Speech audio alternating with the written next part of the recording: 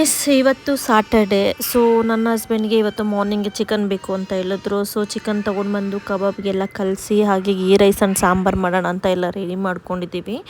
So next ಸಾತ್ವಿಕ್ಗೆ actually ಇವತ್ತು parents meeting ಇದೆ. So ಅವನಿಗೆ 10 to 11 o'clock ಅವನ ಸ್ಲಾಟ್ ಇದೆ.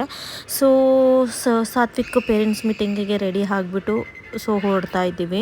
ಆ್ಯಕ್ಚುಲಿ ಸಾತ್ವಿಕಕ್ಕೆ ಶಾರ್ಟ್ಸ್ ಹಾಕಿರೋದಕ್ಕೆ ಅವನಿಗೆ ಇಷ್ಟ ಇಲ್ಲ ಈ ಡ್ರೆಸ್ಸು. ಸೊ ಡ್ರೆಸ್ ಚೇಂಜ್ ಮಾಡುವಂಥ ಫೋರ್ಸ್ ಮಾಡ್ತಿದ್ದಾನೆ.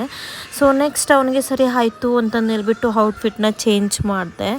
ಸೊ ಔಟ್ಫಿಟ್ನ ಚೇಂಜ್ ಮಾಡಿ ಹೊರಟ್ವಿ. ಸೊ ವಿತೌಟ್ ಹೆಲ್ಮೆಟ್ ಆ್ಯಕ್ಚುಲಿ ಮಕ್ಕಳಾಗಲಿ ದೊಡ್ಡವರಾಗಲಿ ಸೇಫ್ ಇರಲ್ಲ. ಸೊ ಇವಾಗಿನ ಕಂಡೀಷನಲ್ಲಿ ಎಲ್ಲರೂ ಸೇಫಾಗಿ ಹೆಲ್ಮೆಟ್ ಹಾಕ್ಕೊಂಡು ಓಡಾಡಬೇಕು.